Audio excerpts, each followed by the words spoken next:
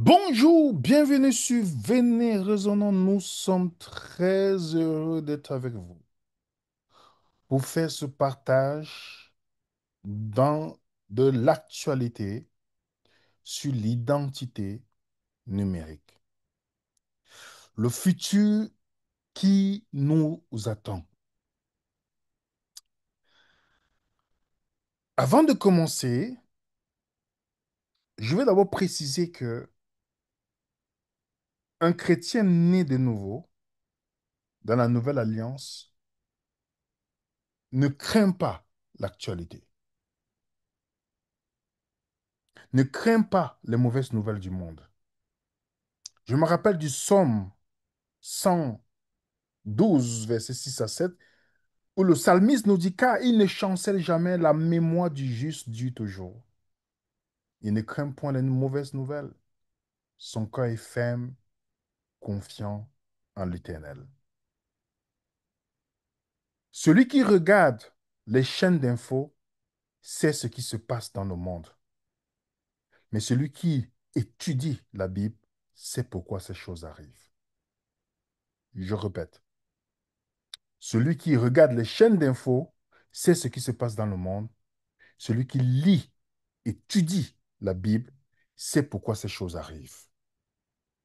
Et c'est justement parce qu'on sait pourquoi ces choses arrivent que nous essayons de vous informer sur l'une des dernières tentatives de l'ennemi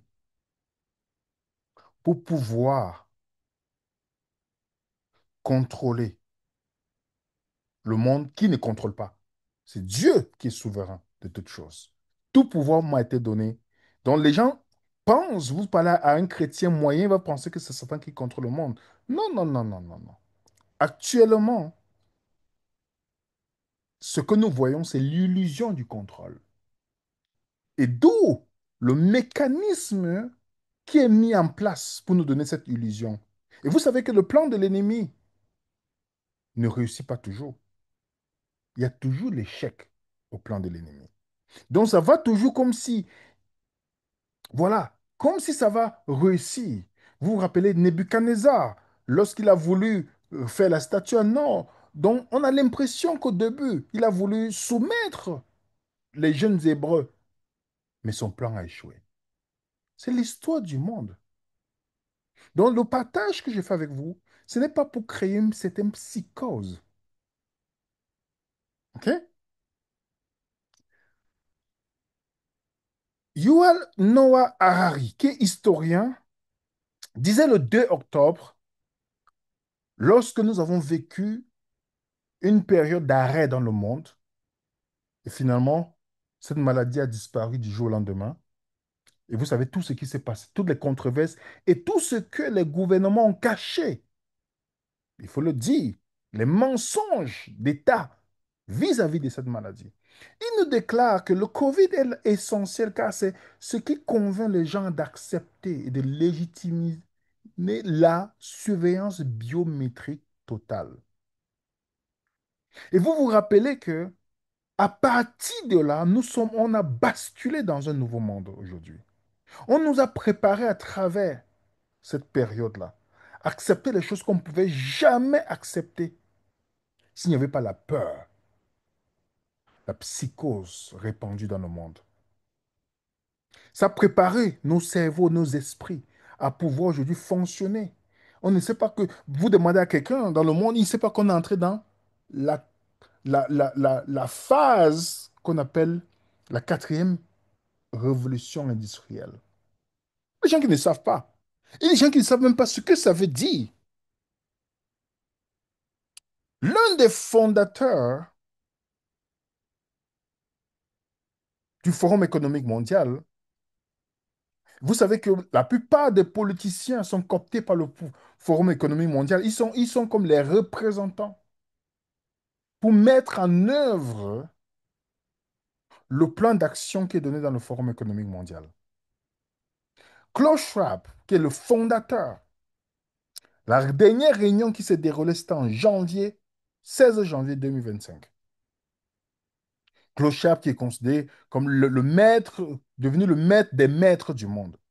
Il le dit dans ses discours avec une certaine facilité de tous les gens, que ce soit Justin Trudeau qui n'est plus là aujourd'hui, qui est remplacé par une autre marionnette, ils sont là pour accomplir cet agenda mondial. Les réunions se tiennent à Davos. Pour ceux qui connaissent, je vous donne un peu la carte de la Suisse. Voici Genève et voici Davos. C'est là où ça se tient. C'est un endroit qui est hautement surveillé. Et le but de ce forum, c'est la collaboration des dirigeants du monde pour la mise en place de la quatrième révolution. Et chaque année, le forum a lieu à Davos sous haute sécurité. Davos est une ville située dans les Alpes suisses, dans le canton de Grison. Et cette station de ski fréquentée dispose d'un centre de conférence qui accueille chaque année le Forum économique mondial. OK? Rien que cette année, le meeting de 2025, on avait 5000 militaires suisses pour protéger les milliardaires. C'est là une réunion des milliardaires qui décident votre futur. On met en place des choses qui vont décider votre futur. OK? Vous avez les prostituées qui sont mis au service des personnes et des femmes trans et tout ça, qui sont réservées pour toutes ces personnes qui sont dans ce meeting-là. Et les points qui sont discutés dans ce meeting, voilà que vous pouvez voir, les perceptions des risques mondiaux en 2025. Comme je dis, voilà les informations que nous devons chercher. Vous avez le conflit armé, vous avez les événements météorologiques extrêmes, vous avez les confrontations géoéconomiques, vous avez les mésinformations et désinformations. Vous savez que les gouvernements sont les meilleurs désinformations dans le monde, ou mes informations aussi. Vous avez vu lors du Covid, on vous disait que ça, le seul masque protège, et puis demain, ce n'est pas. On a tout vu. Si quelqu'un n'a pas vu ça, je ne sais plus, je sais pas quoi vous dire. Et vous avez la polarisation sociétale. OK? Voilà les 5 thèmes qui ont été débattus. Et dans les 5 thèmes de 2025, ils ont mis reconstruire la confiance pour que les gouvernements et la société civile travaillent ensemble. Donc, on va faire tout. Et vous allez voir, si vous partez plus loin, comment reconstruire cette confiance en supprimant la liberté d'expression. Réimaginer la croissance avec l'économie numérique, sauvegarder la planète, on reviendra là-dessus, avec la nouvelle technologie pour le net zéro. Eux, ils sont partis en jet privé. Il y avait plusieurs jets privés qui ont atterri en Suisse. Ils n'ont pas pris l'avion commercial, là. Ceux qui vous parlent du climat, qui vous disent de ne pas prendre des transports. Pour une réunion comme ça, ils ont pris leur jet privé. Investir dans les gens, c'est-à-dire améliorer la compétence des gens face à l'IA. Donc, un thème est ressorti, c'est la collaboration pour l'âge intelligent. Voilà ce qui est ressorti. Et Klaus Schwab, il dit, concernant le numérique, il déclare l'un des principaux ponts entre l'application physique et numérique rendue possible par la quatrième révolution est l'Internet des objets, parfois appelé Internet de tout, euh, de tous les objets. Dans sa forme la plus simple, il peut être décrit comme une relation entre les objets produits, services, lieux et les personnes rendues possibles par la technologie connectée et diverses plateformes. Et ce qui va nous intéresser aujourd'hui, c'est l'intelligence, l'identité numérique. Parce que ça fait partie d'un thème important. Il faut que les gouvernements adoptent l'identité numérique. Et je vous rappelle, chaque fois qu'on vous présente quelque chose, c'est toujours pour votre bien. Votre sécurité augmente, mais votre liberté diminue. Vous vous rappelez, je peux pas vous rappeler les épisodes du monde. Le 11 septembre, ça arrivait, qu'est-ce qu'on a fait? On a restreint, on a permis par une loi le Patriot Act. Vous connaissez le Patriot Act, vous tapez Google, Patriot Act qui a été voté après le 11 septembre pour pouvoir permettre de suivre les Américains. Ce qui n'était pas possible s'il n'y avait pas ça. On crée le problème, on a préparé la solution, on crée un problème, on vous amène la solution. L'identité numérique, prônée par Davos, la préoccupation internationale sur le numérique, l'objectif, c'est que le monde entier soit doté de l'identité numérique. Alors, on explique, qu'est-ce que l'identité numérique? Vous pouvez vérifier sur l'Internet, c'est l'ensemble des informations, des traces laissées par une personne dans le monde numérique. Cela comprend à la fois des données que les personnes partagent volontairement, profit sur les réseaux sociaux, publications, et celles collectées automatiquement, cookies historiques et de navigation. Elles permettent de s'identifier et de s'authentifier en ligne pour accéder à des différents services.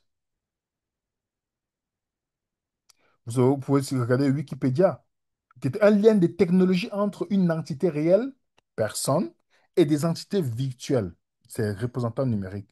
Elle permet l'identification de l'individu en ligne ainsi que la mise en relation avec de celui-ci avec l'ensemble des communautés virtuelles présentes sur le web. Si l'identité numérique peut être définie comme des identifiants que l'on se donne ou que les tiers donnent à leur père, elle s'étend surtout à ce que les autres perçoivent de soi, c'est-à-dire son image. Vous savez que cette identité numérique est déjà implantée dans plusieurs pays.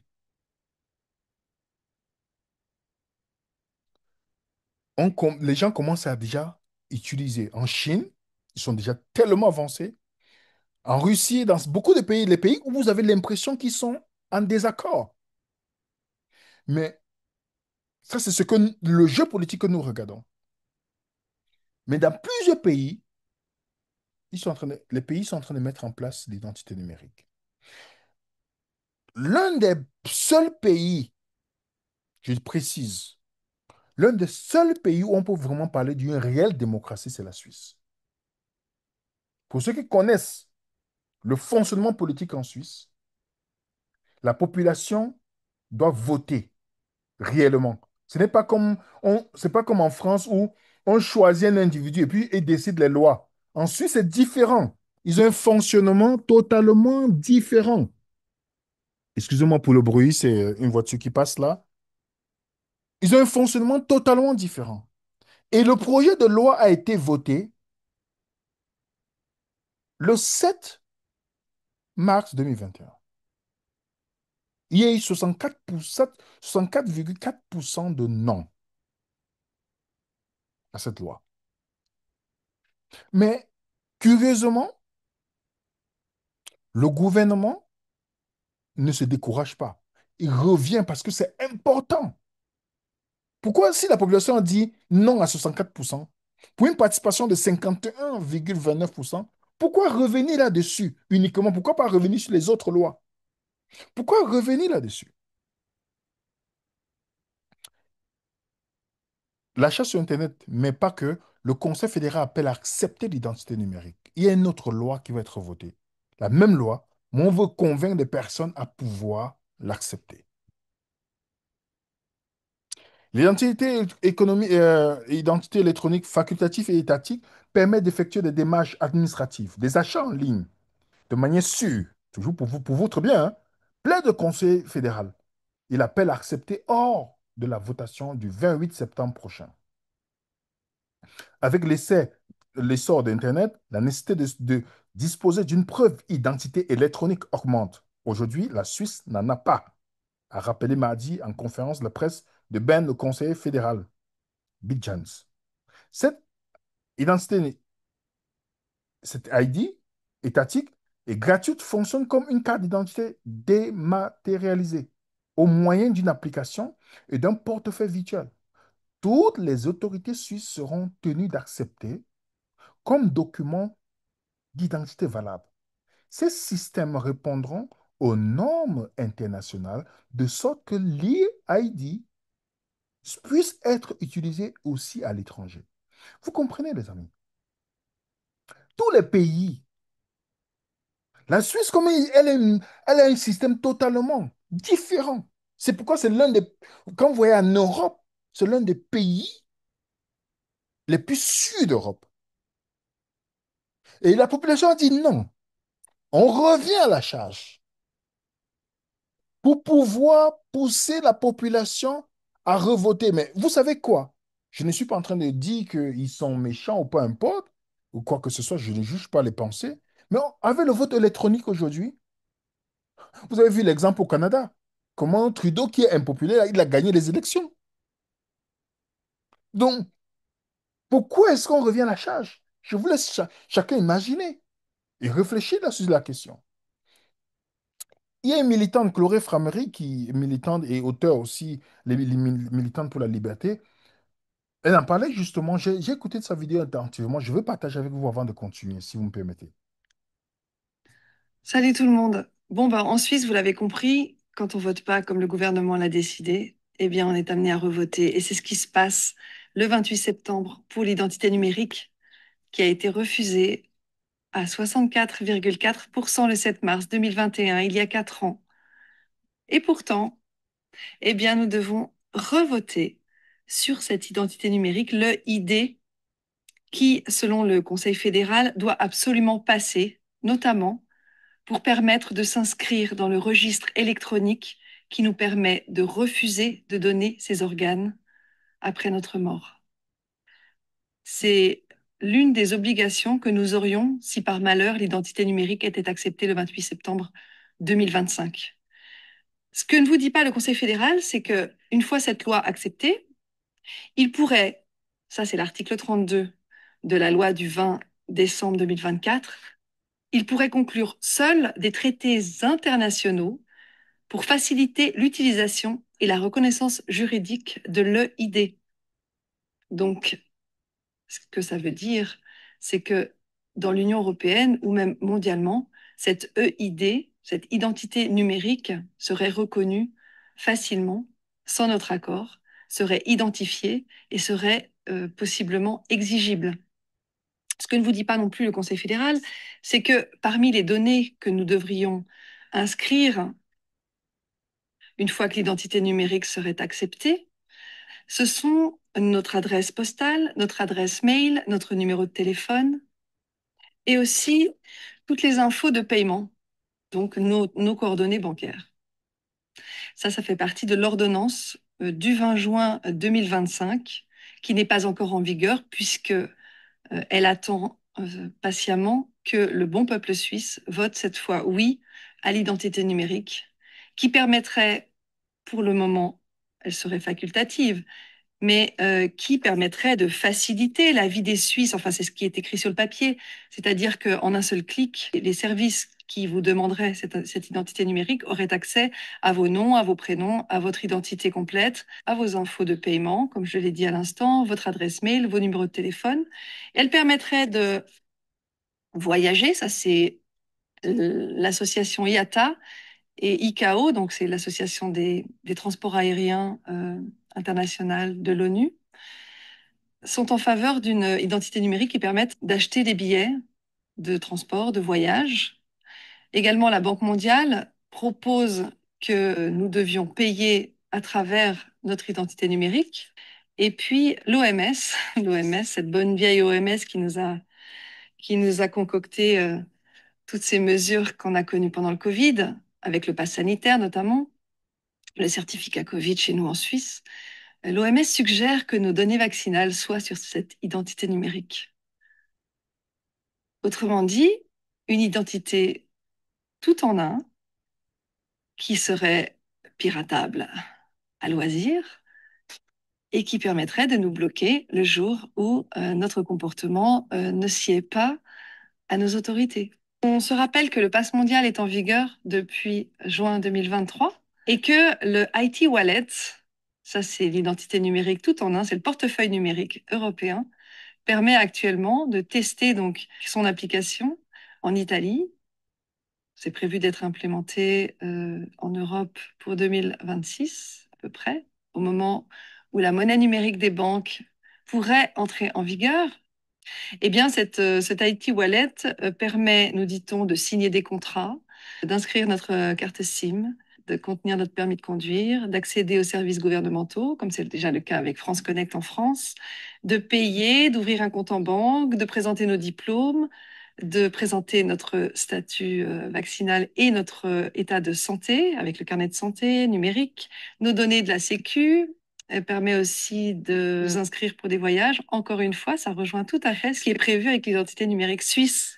Voilà pour le menu. C'est la première porte d'une prison qui n'est pas près de se refermer, qui s'est ouverte en 2020 avec le Covid et avec toutes ces mesures liberticides et qui a le libre accès pour l'instant à une population qui ne s'est pas encore toujours bien rendu compte ce qu'implique cette centralisation de nos données dans un portefeuille ou une identité digitale.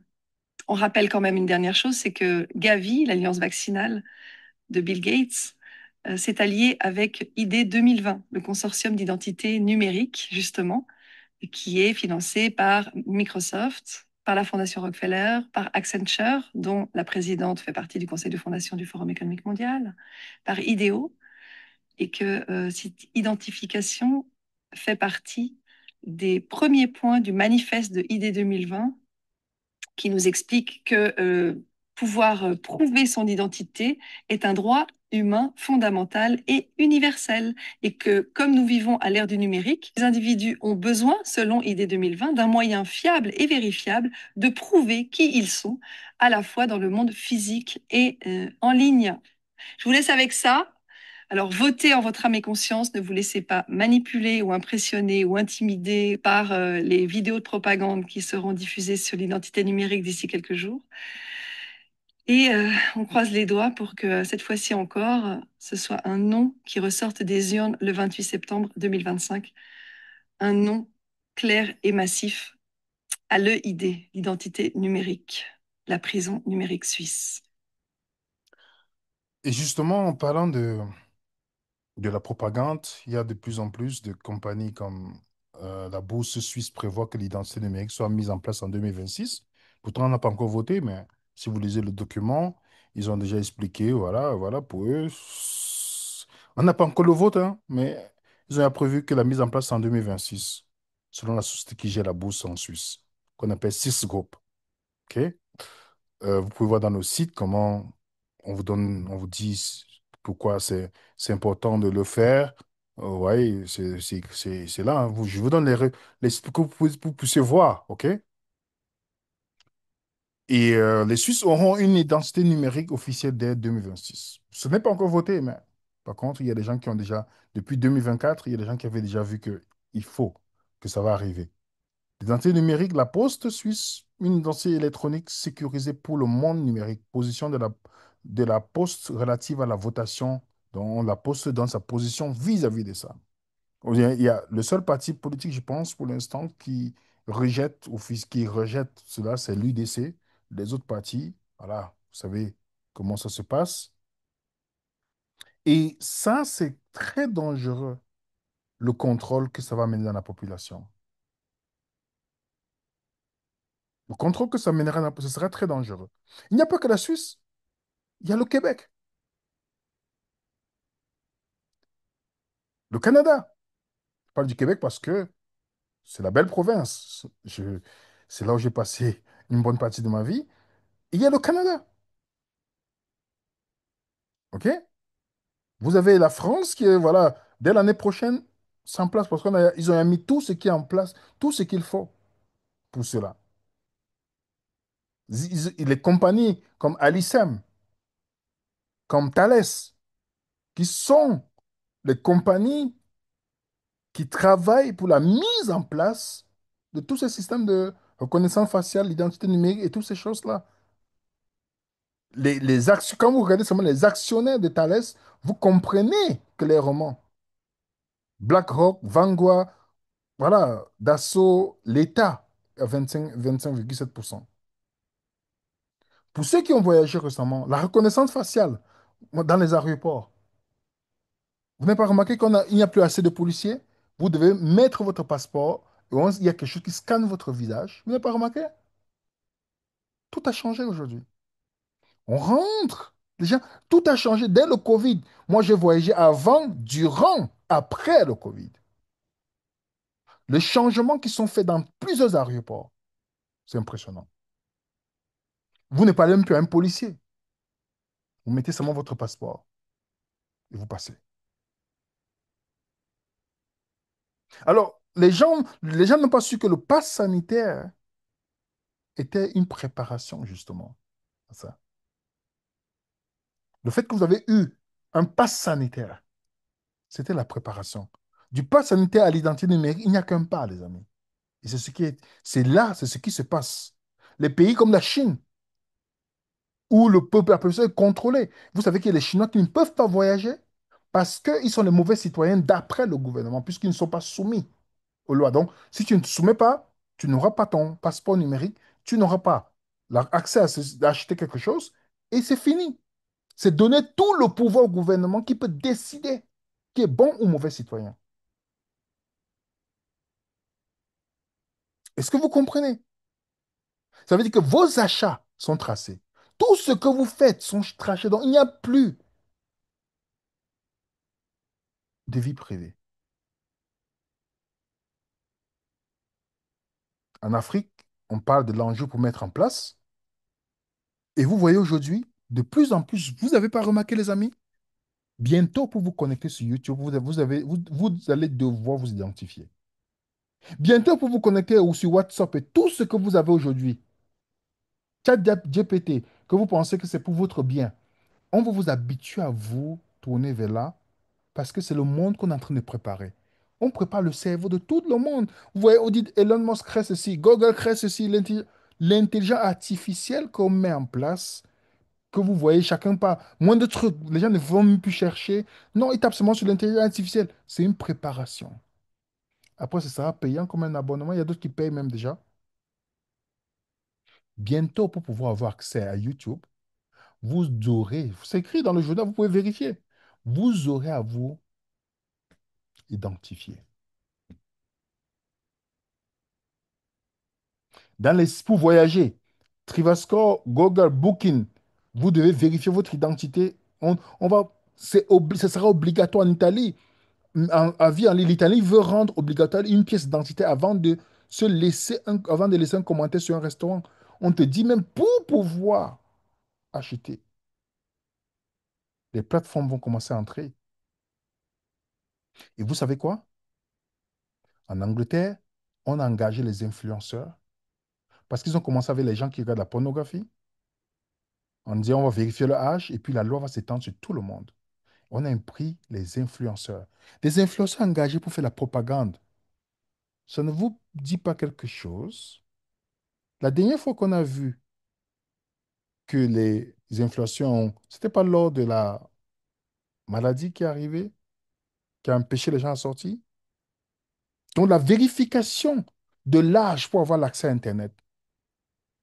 Le risque de donner vos données personnelles à n'importe qui. Si vous devez scanner votre visage ou donner votre carte d'identité à un site, vous n'avez aucun moyen de savoir ce qu'ils vont faire de ça, y compris vos infos. Vous savez ça? Ce n'est pas pour protéger les enfants. Ils vont dire, c'est toujours oui pour protéger contre la pornographie. Si c'était pour la pédophilie, vous savez le nombre d'enfants qui disparaissent chaque fois en Europe où il y a la police et toutes ces choses qu'on n'a jamais retrouvées? Non, les amis. Les gens n'en veulent pas, mais le gouvernement veut imposer ces mesures à des personnes qui ne veulent pas de ça. En Angleterre, c'est même dangereux juste d'utiliser les VPN pour contourner cela.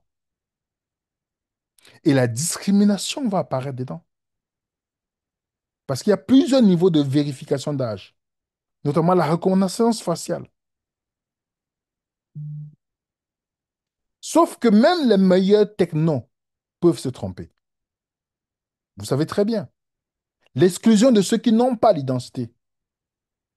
Par exemple, en Angleterre, des millions de gens n'ont pas de l'ID et de smartphone, ce qui va exclure une grande partie sur Internet, surtout les personnes âgées, les gens qui sont pauvres. Personne n'a donné une pièce d'identité pour avoir accès à une information légale ou parler librement en ligne. Personne. Il y a un site qui a mis stop à chat control. Je ne sais pas si vous êtes au courant. C'est comme je vous ai dit, mon but, c'est vous informer, les amis, pour qu'on soit informés. Ils ont la pétition à 5 000 maintenant. Si vous pouvez signer pour ceux qui veulent, vous pouvez. Ils disent non à l'analyse automatisée de vos photos et vidéos. Parce que Chat Control pourra lire vos messages. Tout ce que vous allez avoir, vous serez obligé d'avoir ça dans votre téléphone. Chat Control, la confidentialité des messages privés en Europe menacée. Il y a des gens qui s'opposent à ça. Mais on va dire non, c'est pour protéger les enfants contre les abus sur Internet. Non, non, non, non, non, non, non. Les amis, vous savez toujours, on met toujours un alibi devant. Il oblige les messageries cryptées comme WhatsApp ou Telegram de permettre aux services de renseignement d'accéder aux échanges des trafiquants. Vous voyez toujours? Oui, c'est pour votre bien. Les trafiquants et tout ça. Pour les trafiquants, l'argent liquide pour les trafiquants. Non, non, non, non, non, non. C'est le crédit social. Le crédit, comme ce philosophe dit, le crédit social, ça commence avec un QR code. Ça continue avec l'identité numérique et ça triomphe avec la population qui retorque. Bah quoi? Où est le problème sinon, si on n'a rien à cacher? Mais les gens ne voient pas. Le vrai fascisme technologique qui nous menace, c'est l'identité numérique, l'euro numérique, le QR code, le pass vaccinal, le pass carbone bientôt. C'est ça, les amis. C'est ça qui est en train de On est en train de nous habituer. Les téléphones que nous avons aujourd'hui où on ne peut pas retirer la batterie, vous pensez que c'est parce que on nous aime beaucoup? C'est parce que c'est la nouvelle technologie? L'argent numérique qui sera traçable à chaque paiement, qui peut être bloqué, qui peut bloquer. Il y aura taxes automatisées. Sans cash, vous dépendez 100% de la banque. Vous savez ce que ça fait à l'individu? Charles Gave, dans Les Cieux Liberté, disait que les risques, l'euro numérique, c'est un risque. C'est un risque. Ça veut dire que l'argent est traçable. On peut bloquer, vous décidez, vous n'obéissez pas comme voilà, le gouvernement dit de faire, vous ne faites pas, on bloque tout. Vous perdez tous vos biens. Déjà, si vous aurez encore des biens, c'est ça la bonne question. Parce que si vous connaissez l'euro numérique, l'argent numérique, le franc numérique, tout cet argent qu'on veut créer d'une manière numérique sont traçables.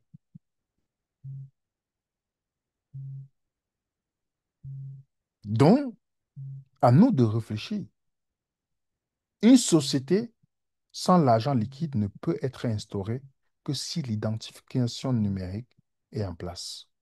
L'identification numérique est la limite à ne pas franchir. Vous comprenez, les amis? Tout ça se coordonne. L'argent numérique qui bientôt, l'identification numérique, tout ça se met en place. On est en train d'entrer dans un nouveau monde. Et beaucoup d'entre vous, vous vous dites, mais à quoi ça impacte dans ma vie? Je voyage là. Je vais venir sur la deuxième partie, où là, je vous parlerai comment vous et moi, on pourra plus se déplacer. Je vais vous montrer avec les faits sur la deuxième partie. Je vous laisse écouter d'abord ce politicien français. Nous sommes à la veille d'une société avec l'identité numérique européenne qui mêlera l'identité, le carnet de santé, demain la fin de l'argent liquide, les projets de l'OMS. Vous savez, il y a un monde qui est en train de se préparer avec McKinsey, c'est-à-dire ses cabinets de conseil, ses intérêts financiers. C'est la fin de la démocratie, c'est la fin de la liberté individuelle, c'est un autre monde, le crédit social à la chinoise. Je veux pas de ça en France. Je serai le dernier, je serai Astérix, mais je résisterai à ça. Et ce qu'il dit, nous sommes dans ce monde-là, les amis. Sauf que nous sommes pris dans le divertissement. Nous sommes pris dans la routine de la semaine. Nous sommes pris dans toutes ces choses-là. Mais nous ignorons ce qui est en train de se passer. Vous n'aurez plus le passeport en papier. Ça sera numérique. Dans quelques années, peu importe où vous habitez, votre visage, tout sera scanné, tout. Si vous l'avez eu lors du Covid, c'est une préparation. Et il y a des pays, tous ces pays, on a l'impression qu'ils sont contre. Mais chaque pays, que ce soit en Russie, aux États-Unis, partout, pourquoi ils ont ces systèmes-là? La Chine, qui est l'exemple Qu'est-ce qu'on a suivi comme exemple? Qu'est-ce que les pays occidentaux ont suivi comme exemple lors du Covid? C'est pas la Chine? Traçage, confinement, punition. Des pays qui ont toujours clamé haut et fort la démocratie, la liberté d'expression. Vous avez vu la démocratie en France? Vous avez vu la démocratie dans certains États aux États-Unis? Vous avez vu la démocratie au Canada lors du Covid? Où on passait le temps à cracher sur des personnes qui ne voulaient pas accepter des lois absurdes parce qu'ils usaient leur cerveau. Récemment, au Koweït, on a bloqué l'argent des gens qui ont refusé de donner leurs données, de fournir leurs données biométriques. Nous entrons dans ce qu'on appelle le nouvel ordre mondial, qui, vous savez très bien, comme l'ancien ordre mondial, l'ancien Tour Babel a échoué. On sait très bien que ça va échouer, mais avant l'intervention divine, vous savez que ces gens ils ont pour but de mettre en place cette quatrième révolution pour restreindre la liberté des gens et pour soumettre des personnes à un contrôle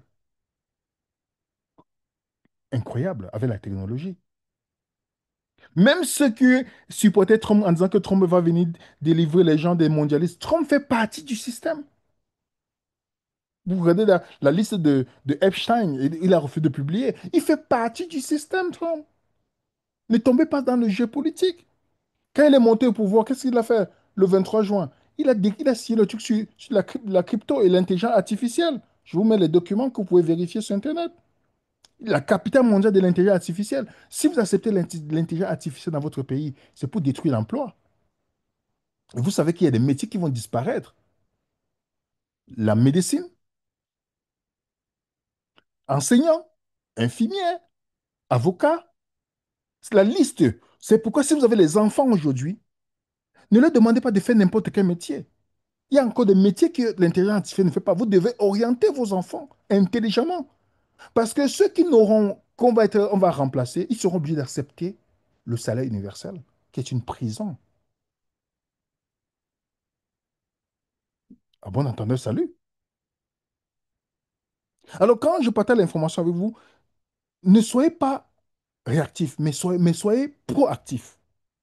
Je réalise ces vidéos pour que vous puissiez prendre des décisions concernant, qu'on puisse prendre les décisions concernant notre avenir à partir d'une position de connaissance et de conscience plutôt que d'être dans une réaction.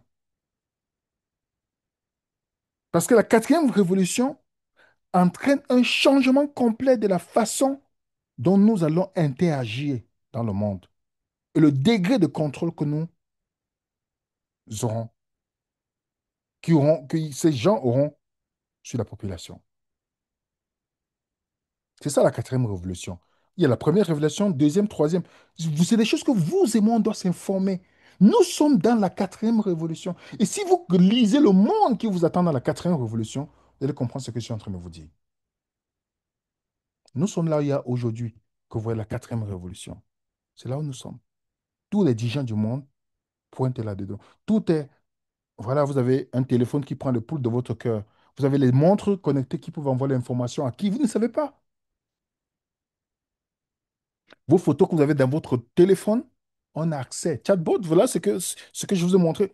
Toutes ces choses-là, dans un monde où il n'y aura plus de vie privée, parce que c'est ainsi qu'on peut contrôler facilement la population. Claude Chav l'avait dit dans ses deux livres. Les livres sont disponibles. Vous tapez, il y a le PDF gratuit. Moi, je l'ai eu, les deux livres. Vous lisez, ça vous donne l'idée de ce qui vous attend. Ce livre, lisez, les amis. Il écrit ça depuis, je pense, 2016 et 2018. Et nous vivons ça. Parce qu'on vit dans le monde où il y a les divisions.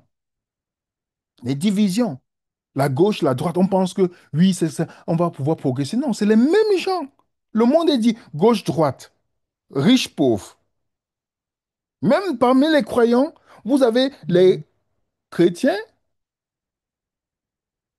ok? Quand il dit chrétien, ce n'est pas positif. Mais vous avez les disciples, ceux qui étudient. Vous avez ceux qui pensent qu'un chrétien doit partir dans un bâtiment religieux pour avoir une relation avec Dieu. Il y a d'autres qui ont une relation avec Dieu sans intermédiaire. Ça, c'est les disciples. Et vous allez voir qu'il y a la guerre entre eux. Ceux-là qui ont besoin de se soumettre à un système religieux, comme je vous ai dit, aucune religion mainstream que vous voyez, organisation religieuse là, ne vous amènera chez Dieu. Aucune. La relation avec Jésus, avec Dieu, elle est personnelle. Aucune. Et c'est les religieux là qui vont venir vous critiquer, vous, qui ne voulez dépendre de personne. Voilà le monde, comment il est divisé. Le monde sera entre les éduqués et les endoctrinés. Quand il dit éduquer, ce n'est pas dit que ceux qui partent à l'école, hein. Parce qu'on peut être endoctriné, même si on est parti à l'école. L'endoctrinement est une forme de manipulation mentale qui est encore plus pernicieuse quand elle s'exerce dans une classe, une salle de classe. Je parle de quelqu'un qui est éduqué, donc quelqu'un qui voit l'actualité de ce monde, qui connaît ce qui se passe dans le monde.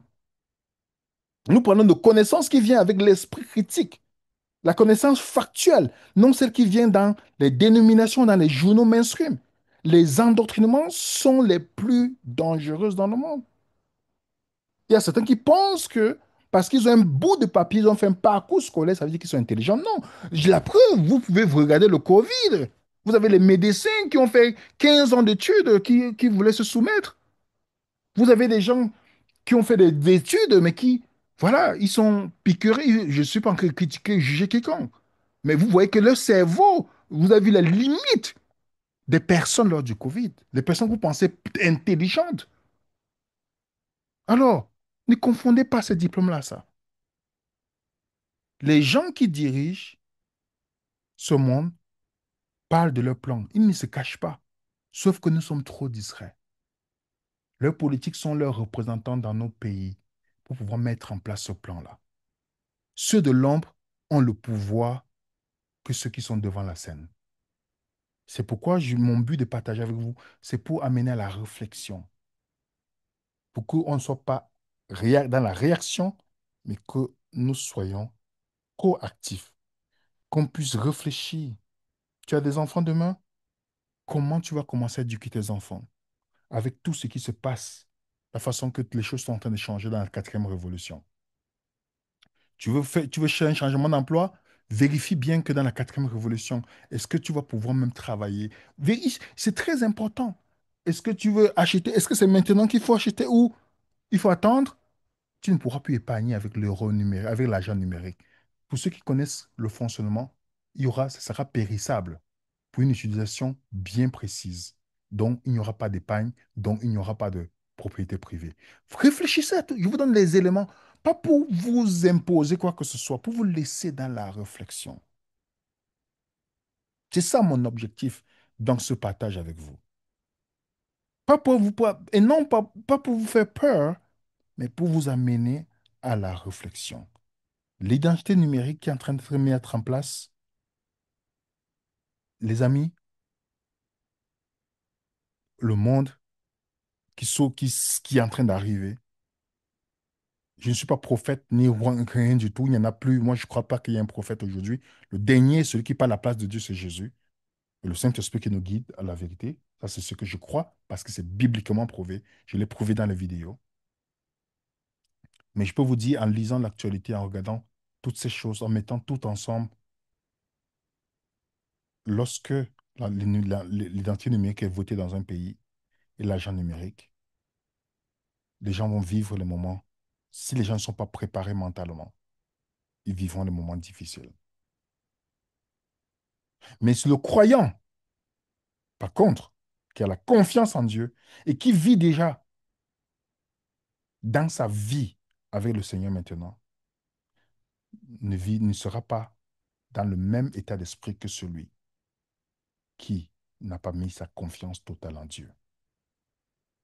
C'est dans la crise que vous voyez ceux qui ont une confiance totale et ceux qui n'en ont pas. Lors du Covid, vous avez vu les gens qui ont juré, je ne ferai pas ça, c'est impossible. Mais à cause de la pression gouvernementale, ils ont cédé. Ça ne veut pas dire qu'ils vont encore céder pour la prochaine fois, mais d'autres ont pris des leçons. Mais je dis simplement ça pour vous dire, ouvrons les yeux. Comme le psalmiste dit, il est clair là-dessus. Il ne craint point de mauvaises nouvelles. Son cœur est ferme, confiant en l'Éternel. Comprenez, les amis? Celui qui regarde les chaînes d'infos, c'est ce qui se passe dans le monde, mais celui qui étudie la Bible, c'est pourquoi ces choses arrivent. Je vous laisse notre adresse email. Merci de tous vos encouragements. Mettez un coup de pouce, partagez avec vos proches. Peut-être ça peut les aider à réfléchir. Discutez avec vos proches, vos maris, vos femmes, vos amis, vos contacts. Commencez à réfléchir pour dire quel est le monde que je veux pour mon enfant. Comment je peux faire pour que demain, je ne cède pas ou je ne tombe pas comme ce qui s'est passé lorsqu'il y a eu cette pandémie. Que la paix du Seigneur soit avec vous. Et j'ai une deuxième partie que je partagerai avec vous bientôt par la grâce de Dieu. Je vous souhaite une excellente journée, soirée, et merci encore pour tous ceux qui nous soutiennent de près et de loin, même d'une manière inconditionnelle, malgré parfois nos désaccords ou quand on est d'accord. Mettez un coup de pouce. À très bientôt sur Venez Raisonnant.